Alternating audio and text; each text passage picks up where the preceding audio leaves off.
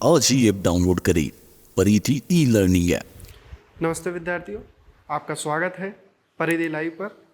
हम चर्चा कर रहे थे जंतु कोशिका और पादप कोशिका पे, और उसी टॉपिक को आज अग्रसर करते हुए आज हम देखेंगे कि जंतु कोशिका और पादप कोशिका में तो अपन ने देख लिया था। आज अपन प्रोकैरियोटिक और यूकैरियोटिक कोशिका में अंतर देखेंगे। पहले हमने जंतु कोशिका और पादप कोशिका में सारा डिफरेंट देख लिया था कि उनके अंदर भोजन का संचय जो जंतु कोशिका उनके अंदर ग्लाइकोजन के रूप में होता है और पादप कोशिका के अंदर स्टार्च के रूप में होता है। तो यहाँ तक कि अपन ने चर्चा कर ली थी। तो विद्यार्थियों, आज अपन आगे देखेंगे, और आगे आज अपन देखेंगे कि जो कोशिका होती है कितने प्रकार की होती है। तो सर ये दो प्रकार की होती है, प्रोकैरियोटिक एंड यूकैरियोटिक। ठीक है सर। तो प्रोकैरियोटिक जो कोशिका होती है और यूकैरियोटिक जो कोशिका होती है, इनकी अगर बात करी जाए कि सर प्रोकैरियोटिक कोशिका किन जीवों में पाई जाएगी, तो प्रोकैरियोटिक कोशिका ऐसे जीवों में पाई जाती है जो सबसे कम विकसित होते हैं। सर जैसे सर अगर मैं इनका एग्जाम्पल लेना चाहूँ तो सर इनका एग्जाम्पल मैं यहाँ ले सकता हूँ। जैसे सर हमने देखा है जीवाणु, हमने देखा है BGA ब्लू ग्रीन एल्गी यानी नील हरी शैवाल। सर हमने देखा है वायरस,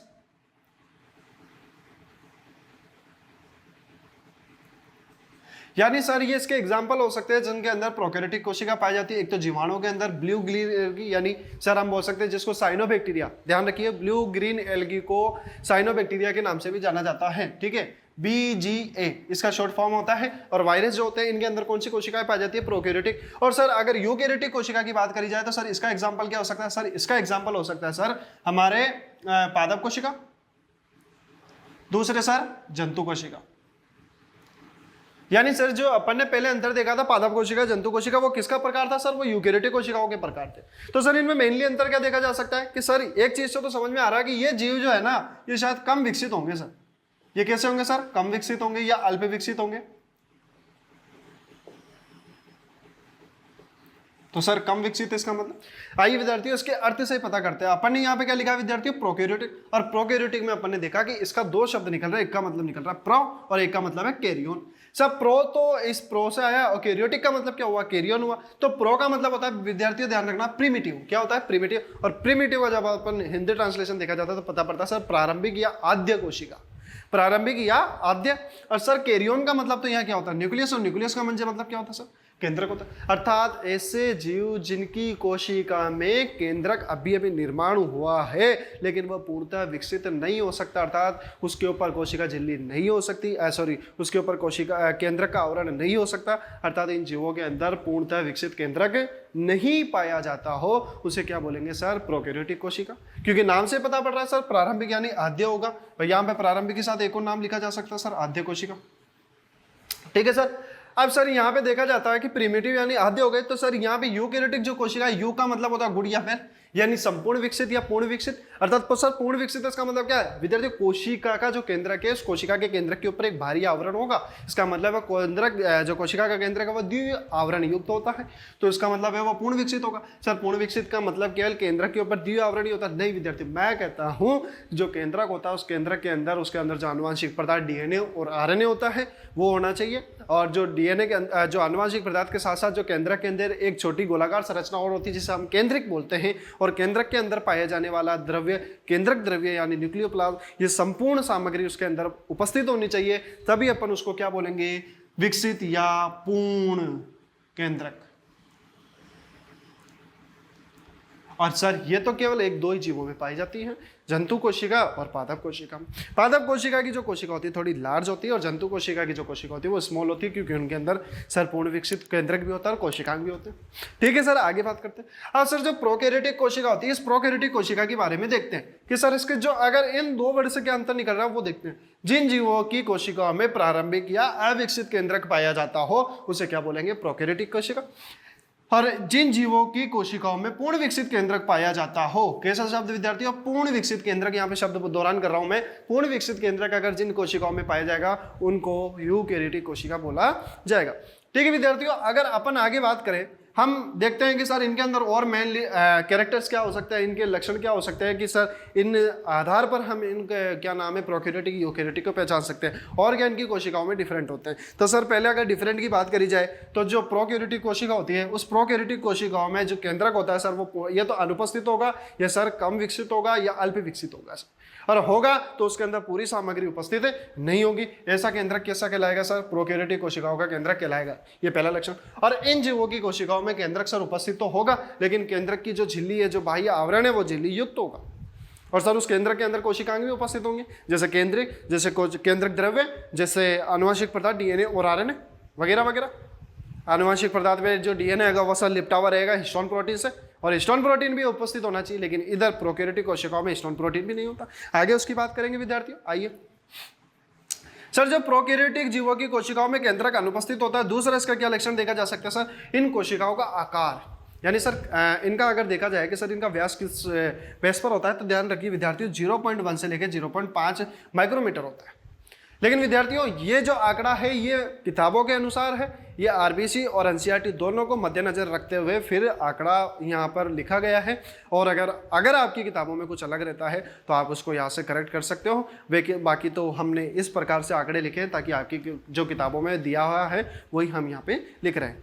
ठीक है विद्यार्थियों, तो इनकी कोशिका का जो आकार है 0.1 से लेकर 0.5 माइक्रोमीटर व्यास का होता है, अर्थात इनकी कोशिका आकार में छोटी होती है। और सर इनका 0.1 से लेकर सर 0.20 तक इनका व्यास होता है। इसका मतलब सर ये आकार में कैसी होगी, सर ये बड़ी होगी आकार में। ठीक है सर।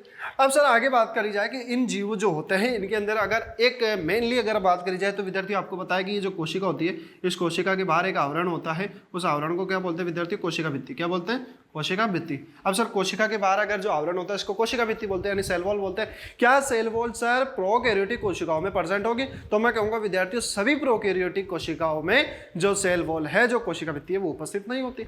लेकिन कुछ ऐसे जीव हैं जिनमें देखने को मिलती है सर, जैसे जीवाणु, जैसे बैक्टीरिया। अब बैक्टीरिया जो होते हैं विद्यार्थी उनमें ध्यान रखना, जो कोशिका भित्ति होती है वो साइनोबैक्टीरिया पेप्टिडोग्लाइकेन की बनी होती है। सर पेप्टिडोग्लाइकेन क्या, ये एक विशेष प्रकार का पदार्थ होता है जो जीवाणु की कोशिकाओं को बनाने के लिए रिस्पॉन्सिबल होता है सर। तो सर अगर ये पेप्टिडोग्लाइकेन इनके बनाने के लिए रिस्पॉन्सिबल है तो क्या इसी जीवाणु के अंदर पाया जाता है, मैं कहता हूँ विद्यार्थी इन्हीं में पाया जाता है। अगर और होता तो मैं यहाँ लिख देता, लेकिन और एक ध्यान रखना है सर, जैसे इसका एक और एग्जाम्पल मिलता है जिसका नाम है सर माइक्रोप्लाज्मा। सर यहाँ पे एक और नाम लिख सकता हूं मैं, माइक्रोप्लाज्मा। सर माइक्रोप्लाज्मा की क्या खासियत है, सर माइक्रोप्लाज्मा वही जीव है जिसका बारे में आपने बताया था सर, इसको क्या बोलते हैं, PPLO। इसी को क्या बोलते हैं विद्यार्थियों, PPLO। क्यों बोलते हैं सर, पहले तो PPLO का पूरा नाम देखिए, प्यूरो निमोनिया लाइक ऑर्गेनाइजेशन। सर ये क्या नाम पड़ा सर, इसका शॉर्ट नाम है। किसको बोला जाता है सर, माइक्रोप्लाज्मा को बोला जाता है। इसका एक और अन्य नाम मिलता है विद्यार्थियों, ध्यान रखना, जीव जगत का जोकर। माइक्रोप्लाज्मा को जीव जगत का जोकर भी कहा जाता है। सर क्यों कहा जाता है, आइए विद्यार्थी थोड़ी सी इसकी एक जानकारी ले लेते हैं, फिर ये आगे आपको नहीं तो दिक्कत कर सकता। सर मैंने एक दिन क्या करा, मैंने सर ये माइक्रोप्लाज्मा होता है ना, अति सूक्ष्म आकृति का होता है, इसको नेकड़ ऐसे नहीं दे सकते, लेकिन मैंने इसको जब माइक्रोस्कोप की सहायता से देखा तो सर मुझे एक दिन तो ये इस आकृति का दिखाई दिया। कौन सा, माइक्रोप्लाज्मा। लेकिन सर जैसे मैंने दूसरे दिन देखा तो सर ये माइक्रोप्लाज्मा सर इस आकृति का दिखाई दिया। सर पता ही नहीं ऐसा क्यों करता है। सर जब मैंने इसको तीसरे दिन देखा तो सर मुझे पता पड़ा इसकी आकृति तो ऐसी है। सर जब मैंने 4th डे देखा तो देखने के बाद सर इसकी आकृति तो ऐसी है। इसका मतलब है माइक्रोप्लाज्मा अपनी आकृति को बार बार बदलता रहता है। और सर अपनी आकृति और अपने चेहरे को बार बार बदलने वाले तो हमने तो एक ही देखे, और सर अब धीरे धीरे वो जो कला है वो लुप्त भी होती जा रही है। सर उसको सर्कस बोला जाता है। सर्कस के अंदर जो जोकर होते हैं सर अपने वेशभूषा बार बार बदलते आते रहते हैं और हमें मनोरंजित करते हैं, तो अपन क्या बोलते हैं उसको, हे जोकर। तो वो जोकर नाम इसलिए पड़ा क्योंकि सर वो अपना हुलिया बार बार बदलता रहता है। इसी प्रकार से क्या होता है विद्यार्थियों, जो माइक्रोप्लाज्मा होता है इसके अंदर नोट करने योग्य बात यह है कि इसके अंदर कोशिका भित्ति नहीं पाई जाती, इसमें कोशिका भित्ति नहीं पाई जाती। तो सर जब इसमें कोशिका भित्ति नहीं पाई जा रही, इसके कारण इसका कोई आकृति व आकार निश्चित नहीं होता है विद्यार्थियों। आगे जब मैं आपको बताऊंगा कोशिका भित्ति के कार्य, तब उसमें देखेंगे कि कोशिका क्या करती है कि आंतरिक अंगों की सुरक्षा के साथ साथ कोशिका का एक निश्चित आकृति व आकार भी प्रदान करती है। चूंकि अगर वही नहीं होगी तो उसको जो कोशिका है उसका आकार निश्चित नहीं होगा। आकार निश्चित नहीं होगा तो सर वो जीवधारी अपने जो कोशिका के रूप में पाया जाता है वो अपनी बार बार संरचना को क्या करता रहेगा सर, बदलता रहेगा। इसीलिए इसको अपनी संरचना बदलने के कारण विद्यार्थियों क्या बोलते हैं, जीव जगत का जोकर बोला जाता है। और सर पीपीएलओ भी नाम से जानते हैं, माइक्रोप्लाज्मा भी नाम जानते हैं विद्यार्थियों। एक शॉर्ट से मतलब एक जीव के ऊपर अपन ने 3 बातें कर ली ताकि कहीं ना कहीं आए कि यही वो जानकारी कंप्लीट हो जाए। अगर कहीं और आती है तो भी मैं उसका दोहरान वापस करूंगा ताकि आपको कहीं ना कहीं बार बार दोहरान करने से वो चीज़ वापस याद हो जाए। ठीक है विद्यार्थियों, आगे चलते हैं।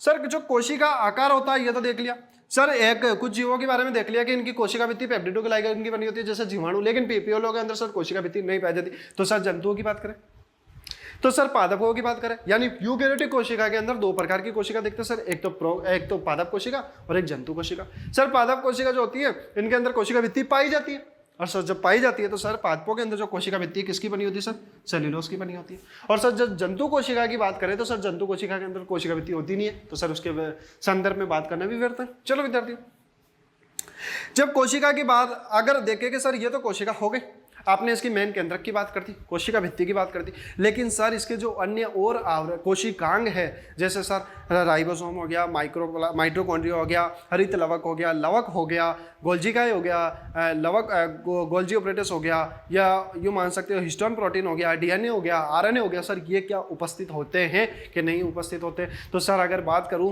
कि सर प्रोकैरियोटिक कोशिका के संदर्भ में चूंकि ये अल्प विकसित है, पूर्ण विकसित नहीं है, अर्थात इसके अंदर मुख्यतः जो कोशिकांग होंगे वह भी विद्यार्थियों अनुपस्थित होंगे। सर अनुपस्थित होंगे जैसे विद्यार्थियों देखो कोशिकांग जैसे अंतर्द्रव्य जालिका यानी एंडोप्लाज्मिक रेटिकुलेटम, इसी के ऊपर क्या पाया जाता है, राइबोसोम पाया जाता है, जो क्या करेगा, प्रोटीन की फैक्ट्री का काम करेगा, यानी प्रोटीन संश्लेषण का काम करेगा।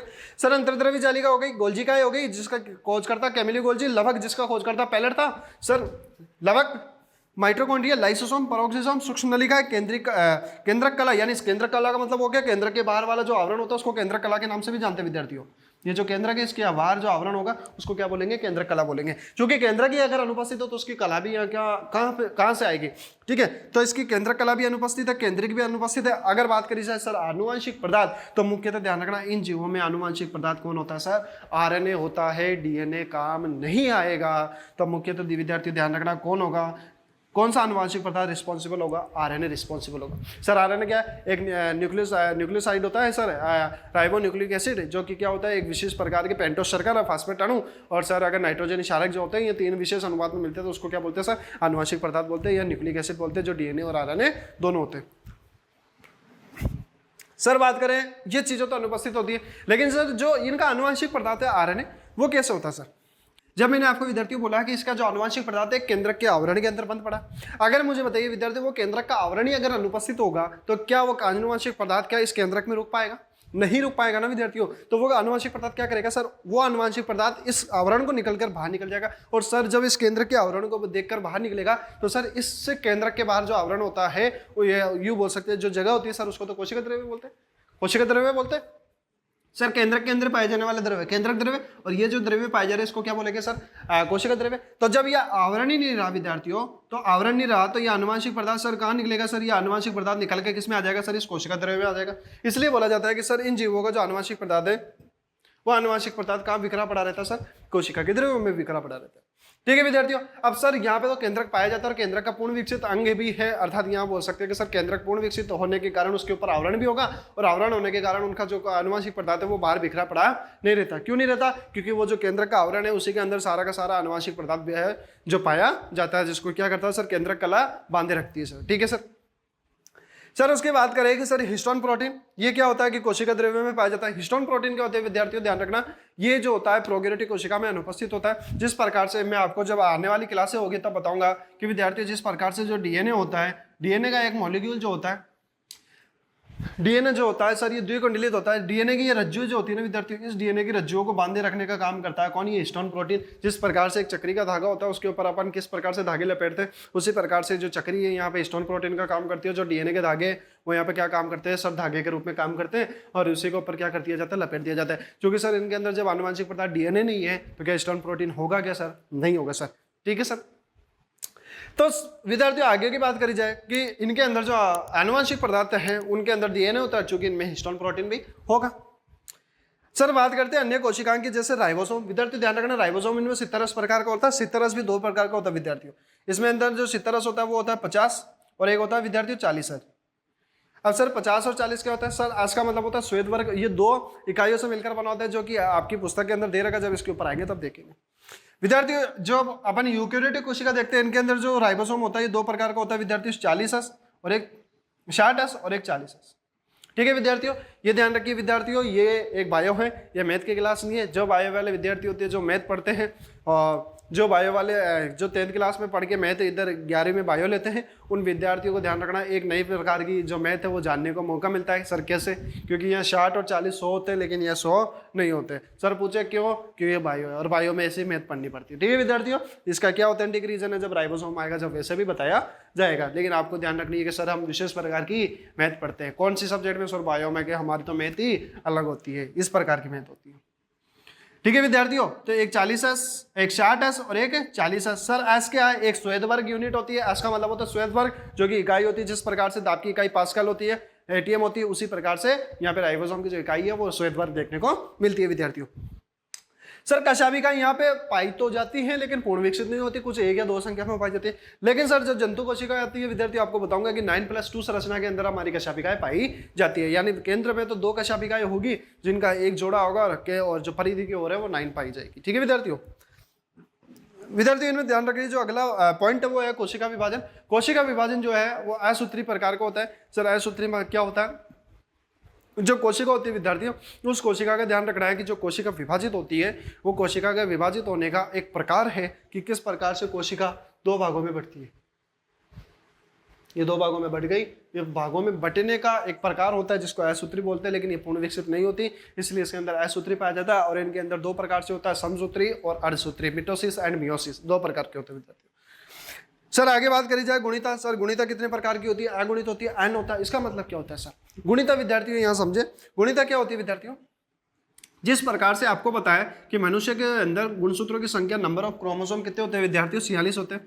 तो सर 46 जो गुणसूत्र होते हैं, इन 46 की जो बोला जाता है, इन 46 को 2n है। क्या है? 2n है। इसका मतलब है 46 जो गुणसूत्र होते हैं इनको द्विगुणित बोला जाता है। क्या बोला जाता है? द्विगुणित। और द्विगुणित को शॉर्ट में क्या बोलते हैं विद्यार्थियों? 2n। क्या बोलते हैं? 2n। जब मैंने विद्यार्थियों बोला कि ये गुणसूत्र 46 की जगह 23 है, क्या है? 23 है, तो सर जब 46 है तब आप इसको द्विगुणित बोल रहे हो और या 2n बोल रहे हो। लेकिन सर जब आधे हो गए तो सर इसको मैं क्या बोलूंगा? सर इसको मैं बोलूंगा सर n, और सर जैसे ही n बोलूंगा इसको एक और नाम क्या पड़ जाएगा? अगुणित। क्या हो जाएगा? अगुणित। ठीक है विद्यार्थियों, अगुणित यानी सर अगुणित यानी 23 गुणसूत्रों की संख्या को अगुणित गुणसूत्र बोल सकते हैं। ये आगे जाके बताएंगे, इनको जीनोम के नाम से भी जाना जाता है। ठीक है विद्यार्थियों, आगे आइए जब अपन चर्चा करते हो। सर यहाँ पर हमने देखा कि अगुणित होते हैं, तो सर ये कैसे होंगे? द्विगुणित होंगे। इसका मतलब है इनके अंदर जो क्रोमोसोम है वो पूरे के पूरे पाए जाएंगे और इनके अंदर आधे पाए जाएंगे। उनके अंदर जो गुणसूत्रों की गुणिता है वो आधी होती है और इनके अंदर पूर्ण होती है। सर इनके अंदर जब गुणसूत्र के जब कोशिका विभाजन होता है तब इनके अंदर किसका निर्माण होता था? सर तर्कुतंतुओं का। और इनके अंदर तर्कुतंतुओं का निर्माण होता है और इनमें तर्कुतंतुओं का निर्माण नहीं होता। तर्कुतंतु क्या होते हैं? जब कोशिका विभाजन होगा तब आपको मैं बताऊंगा कि किस प्रकार से एक परिधि की और कोशिका में एक विशेष प्रकार के सर एक तंतुओं का निर्माण होता है जो तर्कुतंतु कहलाते हैं, जो क्रोमोसोमों को दोनों को अलग करने का या विभाजित करने का कार्य करते हैं। सर बात करते हैं इनके अंदर लैंगिक जनन, जो कि पूर्णतः अनुपस्थित होगा। लैंगिक जो होता है सेक्सुअल रिप्रोडक्शन वो तो इनके अंदर प्रेजेंट होगा ही नहीं, और इनके अंदर होगा और अलैंगिक के साथ साथ लैंगिक भी होगा, जो कि अपन पादपों में देखेंगे। अलैंगिक प्रकार का मुकुलन, विखंडन और खंडन 3 प्रकार से देखेंगे। और विद्यार्थी इनके अंदर अगर श्वसन की बात करी जाए, एनारोबिक होगा, जो कि किसके द्वारा होगा? प्लाज्मा झिल्ली यानी कोशिका जो माइटोकॉन्ड्रिया क्या नाम है, इनके अंदर एक विशेष प्रकार की कोशिका झिल्ली होती है। जिस प्रकार से विद्यार्थियों जीवाणु जो होता है, जीवाणु के बाहर एक कोशिका झिल्ली होती है, उसके बाहर क्या पाया जाता है? सर मेसोसोम नाम की एक संरचना पाई जाती है। सर कैसे? ये जीवाणु की कोशिका रहती है और उसके बाहर एक विशेष प्रकार की संरचना निकली रहती है, इसको मेसोसोम बोलते हैं। क्या बोलते हैं विद्यार्थियों? मेसोसोम। और सर ये मेसोसोम क्या करती है? सर ये मेसोसोम एक प्रकार की प्लाज्मा झिल्ली के जैसे कार्य करती है, शोषण में कार्य करती है। अवायवीय प्रकार का शोषण होता है, यानी ऑक्सीजन की उपस्थिति की जरूरत नहीं है। यहाँ पे सर वायवीय होता है, अर्थात ऑक्सीजन की उपस्थिति जरूरी है, जो कि हमारी माइटोकॉन्ड्रिया में होगा। और वहाँ पे एक विशेष प्रकार के कुछ चक्र चलेंगे जहाँ पर हम सर ग्लूकोज के अणुओं को तोड़ने के और वहाँ पे काम करेंगे। ये विद्यार्थी आपका प्रोकैरियोटिक और यूकैरियोटिक में अंतर खत्म होता है। अगर आपको लग रहा है कि हमारे को समझ में आ रहा है तो विद्यार्थियों बहुत अच्छी बात है। मैं पूरा अर्थ तक प्रयास करूंगा अपना यहाँ तक समझाने की, क्योंकि प्रोकैरियोटिक यूकैरियोटिक कोशिका में इनके बेस पर मैं सारी की सारी जानकारी लिख चुका हूँ। एक भी ऐसी जानकारी नहीं है जो छोड़ेंगे। तो सर हम बात करते हैं कि हम किस आधार पर बात कर रहे हैं विद्यार्थियों। 90% ये मान के चलना, 90% हम पूरी एनसीईआरटी कवर कर रहे हैं। 90% आपके अकॉर्डिंग तो 100 की 100 है, आपके अकॉर्डिंग तो पूरी एनसीईआरटी 100 की 100 है, लेकिन मेरी अकॉर्डिंग 90% है। यानी सर आपका 90 पढ़ाया हुआ, मैं हमारी 100% है, बिल्कुल सही। तो आपका 10% कौन सा है? मेरा जो 10% है विद्यार्थी, वो ध्यान रखना, वो आपको मिलेगा सर एक्स्ट्रा में, यानी अधिक। अधिक इसका मतलब क्या है सर? ये जानकारी जिस प्रकार से मैंने अभी आपको यहाँ पे थोड़ी बहुत जानकारी होते हुए, इसके अलावा भी मैंने आपको बहुत कुछ बताया, तो वो जानकारी जो है सर हमारी बुक में नहीं हो सकती है। लेकिन सर आगे जो एग्जाम व्यूज को अगर देखा जाएगा नीट बेस पे, तो सर कभी ना कभी 1-2% ऊपर नीचे हो ही जाते हैं, जो कि हमारी एक्स्ट्रा प्रिपरेशन को ही बयां करते हैं कि अगर हमारी अच्छी तैयारी होगी तो हम कर सकते हैं। तो विद्यार्थियों वो तो हमारी एक्स्ट्रा के लिए है, और ये एनसीईआरटी को कवर करते जा रहे हैं। हालांकि पेपर पूरा एनसीईआरटी बेस ही आएगा आपका, आएगा तो नीट का, लेकिन हम ये नहीं चाहते कि कभी ना कभी आपका कोई ऐसा पर्सन ऊपर नीचे हो जाए जो हमारे को किताब में भी देखने को नहीं मिलता। तो हम पूरी की पूरी तैयारी कर रहे हैं ताकि आपको अच्छे से अच्छा मटेरियल उपलब्ध करा दिया जाए। विद्यार्थी इसका स्क्रीनशॉट लीजिए। पूरा लेक्चर देखने के लिए आज ही ऐप डाउनलोड करें, परिधि ई लर्निंग ऐप।